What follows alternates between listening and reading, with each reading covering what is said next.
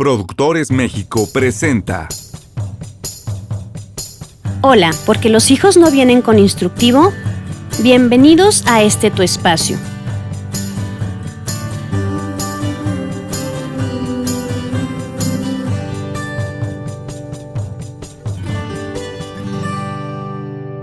El día de hoy hablaremos sobre una nueva forma de organizar a nuestra familia en torno a la organización de nuestro hogar. En los capítulos anteriores hablábamos sobre el rol del padre y el rol de la madre. Ahora vamos a incluir el rol de los hijos.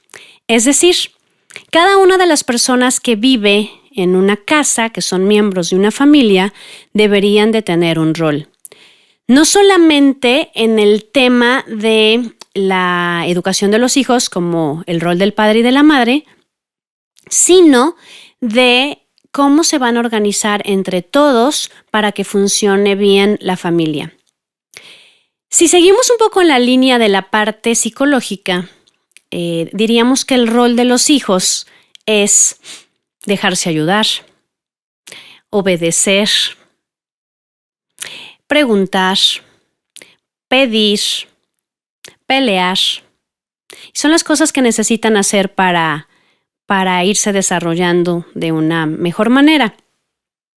Incluso, por ejemplo, en el tema de la relación de los hermanos, pues su rol es resolver problemas en cuanto a el compartir sus cosas, en cuanto a aprender cómo es una sana competencia.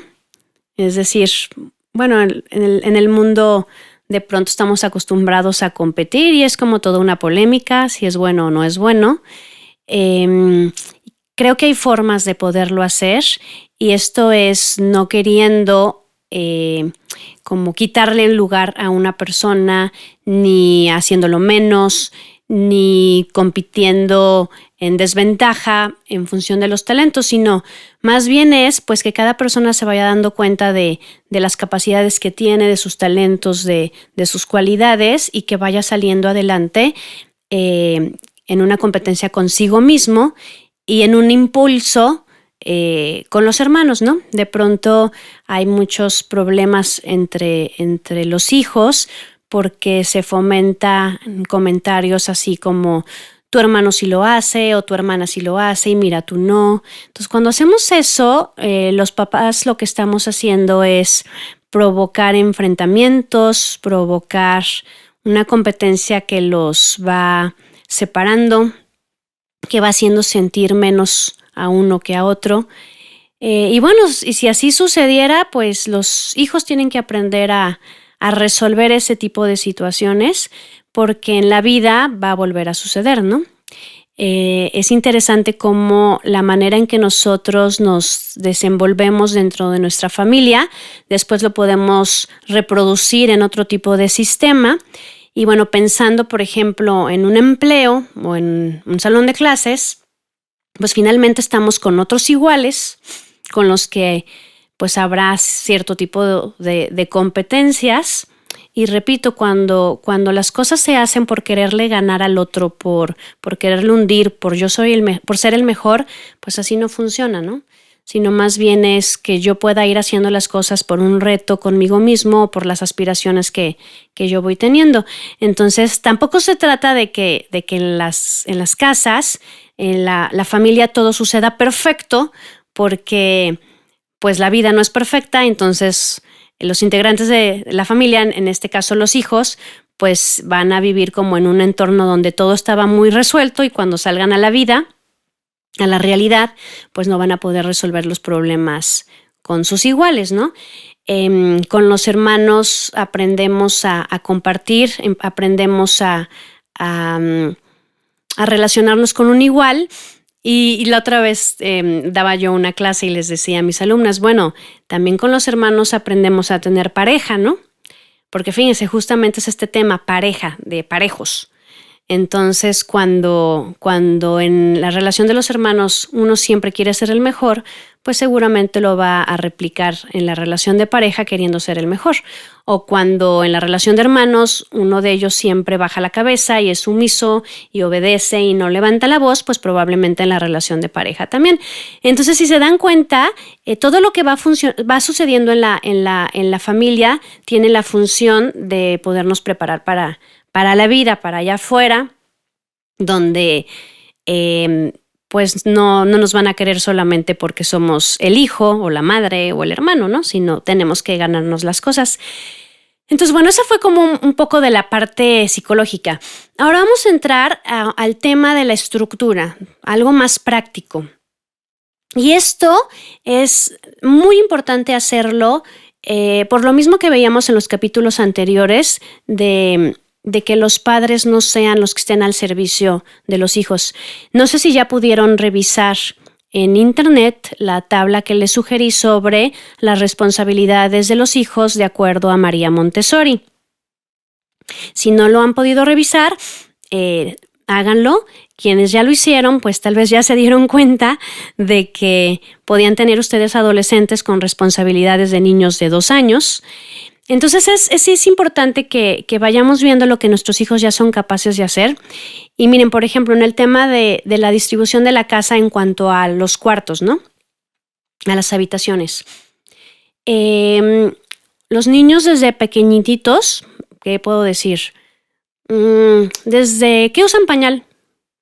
A mí me sorprendió mucho cuando llego a la escuela de mi hija, cuando tenía todavía pañal, tenía creo que 1 año o 2 meses, y llego y la veo con su pañal en la mano y lo iba a ir a tirar al bote de basura.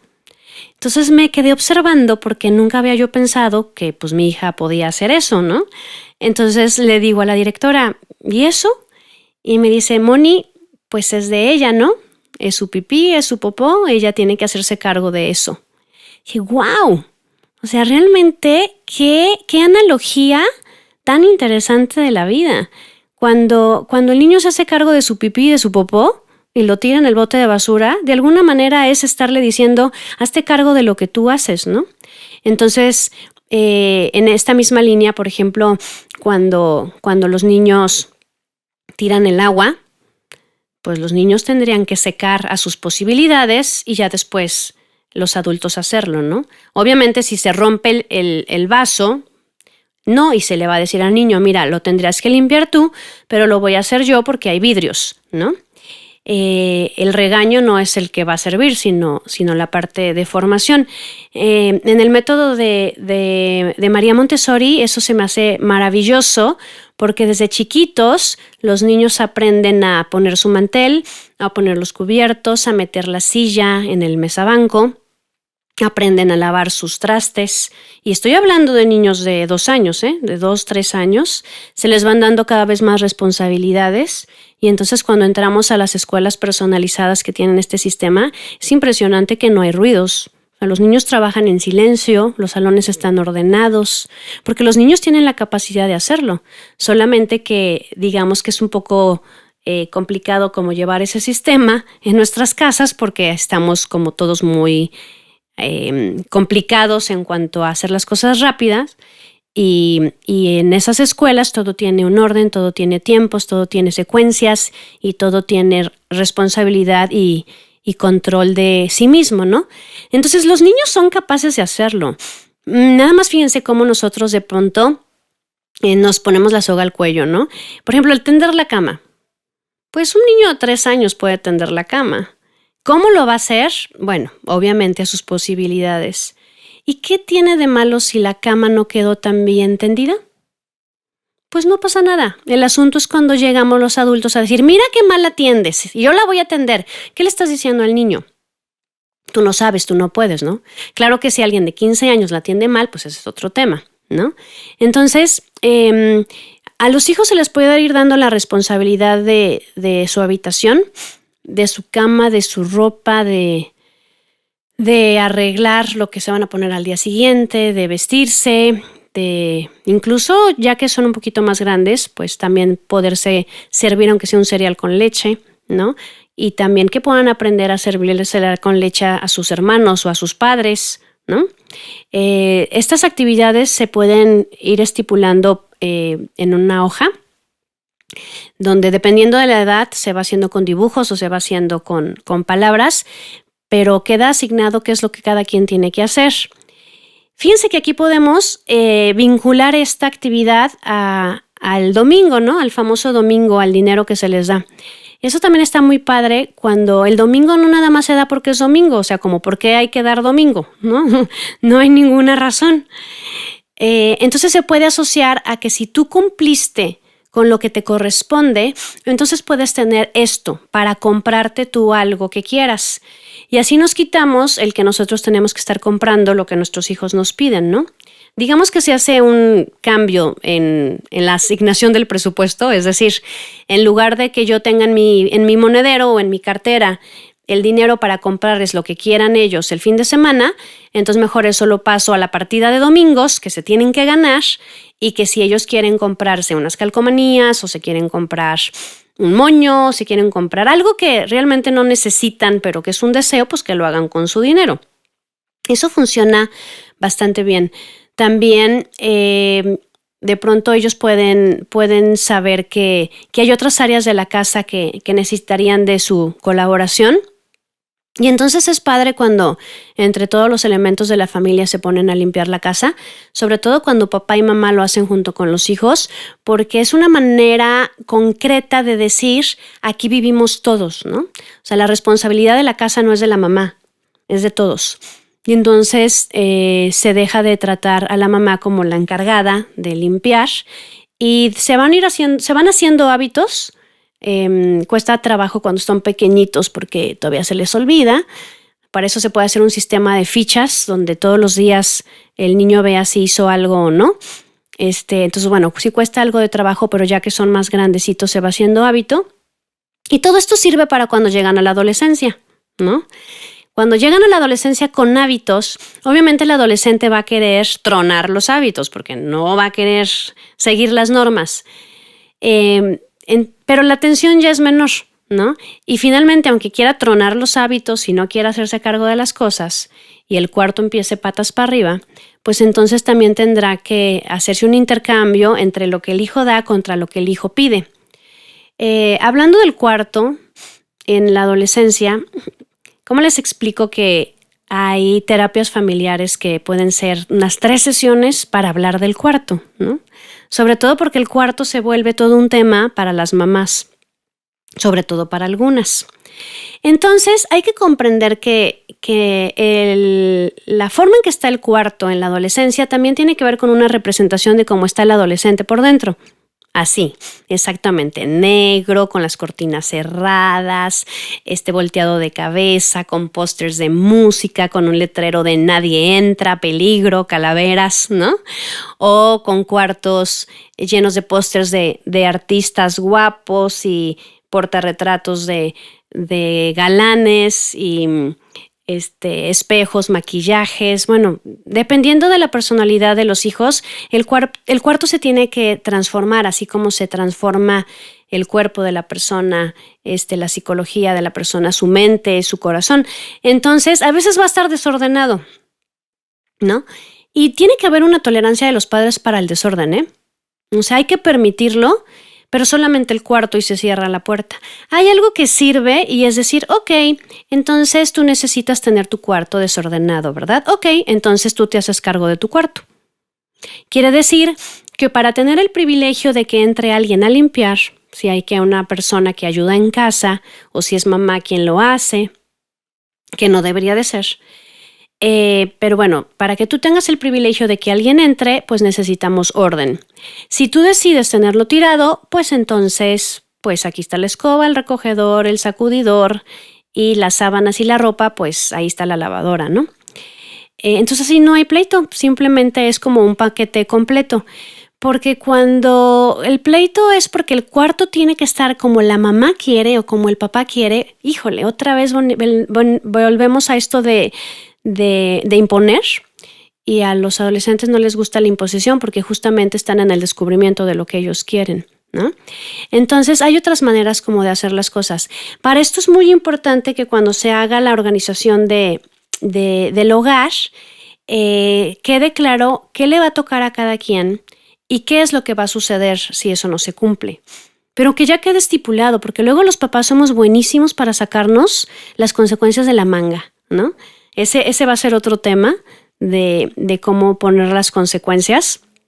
Porque luego decimos cada cosa que no tiene ningún sentido y terminamos castigándonos nosotros, ¿no? Entonces, sí tiene que quedar claro porque eso le da a los hijos la posibilidad de anticiparse a lo que puede suceder. Si no, pues de alguna manera hay una inconsistencia y una angustia de quién sabe qué va a pasar si yo hago esto, ¿no? Entonces, bueno, el tema del cuarto tiene que ver como con la individualidad del hijo. Y las áreas comunes, ¿no? Las áreas comunes, híjole, es la parte de la negociación porque las áreas comunes son comunes, es decir, son de todos. Entonces ahí es donde todos tienen que colaborar para que esté lo mejor presentado posible.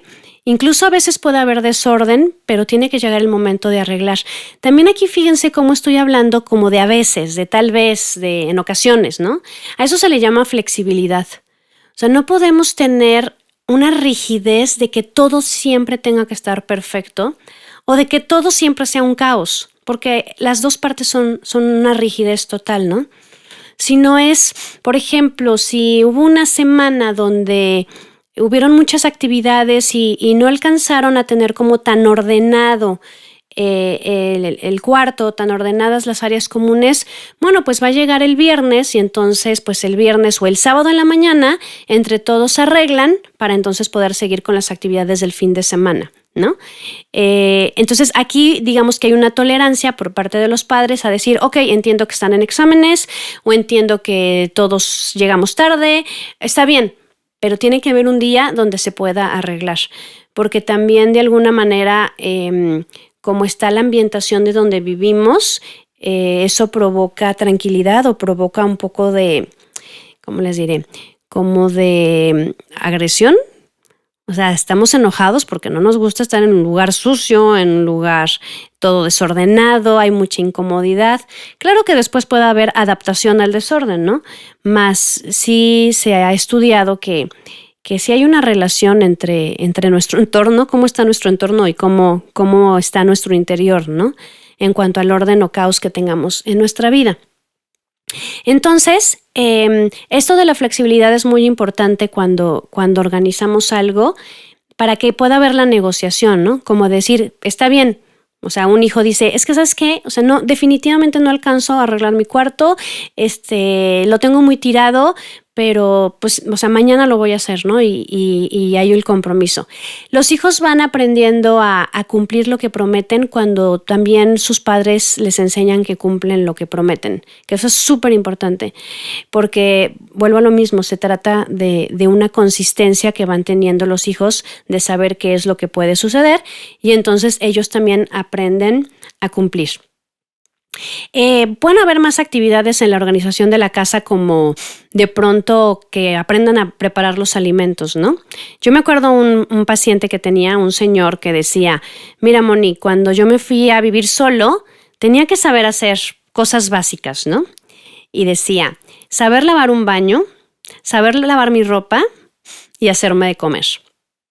Entonces ahora me da mucha risa porque de pronto se usa que para los hijos así lo máximo en su vida es irse a trabajar de albañil a Canadá, ¿no?